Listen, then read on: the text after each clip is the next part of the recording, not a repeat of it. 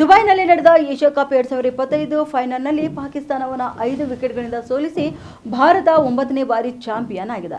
ಆದರೆ ಈ ಐತಿಹಾಸಿಕ ಗೆಲುವಿನ ನಂತರ ನಡೆದಂತಹ ಪ್ರಶಸ್ತಿ ವಿತರಣಾ ಸಮಾರಂಭವು ಪಂದ್ಯಕ್ಕಿಂತಲೂ ಹೆಚ್ಚು ಚರ್ಚೆಗೆ ಕಾರಣವಾಗಿದೆ. ಏಕೆಂದರೆ ಏಷ್ಯನ್ ಕ್ರಿಕೆಟ್ ಕೌನ್ಸಿಲ್ ಅಧ್ಯಕ್ಷ ಮತ್ತು ಪಾಕಿಸ್ತಾನ ಕ್ರಿಕೆಟ್ ಬೋರ್ಡ್ ಅಧ್ಯಕ್ಷ ಮೊಹಸಿನ್ ನಖ್ವಿ ಅವರಿಂದ ಟ್ರೋಫಿ ಸ್ವೀಕರಿಸಲು ಭಾರತೀಯ ತಂಡ ನಿರಾಕಾರ ಮಾಡಿದೆ. ಇನ್ನು ಟ್ರೋಫಿ ಇಲ್ಲದೆ ಕೂಡ ಇಲ್ಲಿ ಅವರು ಸಂಭ್ರಮಿಸಿದ್ದಾರೆ. ಇನ್ನು ಪಂದ್ಯ ಮುಗಿದ ನಂತರ ಸಾಮಾನ್ಯವಾಗಿ ನಡೆಯುವಂತಹ ಪ್ರಶಸ್ತಿ ವಿತರಣಾ ಸಮಾರಂಭವು ಸುಮಾರು 55 ನಿಮಿಷಗಳ ಕಾಲ ವಿಳಂಬವಾಗಿದೆ. ಇನ್ನು ವೇದಿಕೆಯ ಮೇಲೆ ನಖ್ವಿ ಸೇರಿದಂತೆ ಹಲವು ಗಣ್ಯರು ಕೂಡ ಕಾಯುತ್ತಿದ್ದರು.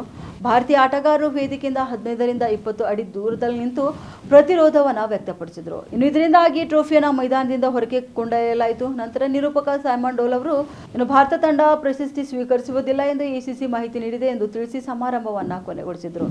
ಇದರಿಂದಾಗಿ ಭಾರತೀಯ ಆಟಗಾರರು ಅಣುಕು ಟ್ರೋಫಿ ಎತ್ತಿ ಹಿಡಿದಂತೆ ಸಂಭ್ರಮಿಸಿದ್ರು. ಆದರೆ ನಿಜವಾದ ಟ್ರೋಫಿಯನ್ನು ಸ್ವೀಕರಿಸಲಿಲ್ಲ. ಉತ್ತರ ಕರ್ನಾಟಕ ನ್ಯೂಸ್, ಇದು ಕನ್ನಡದ ಉಸಿರು.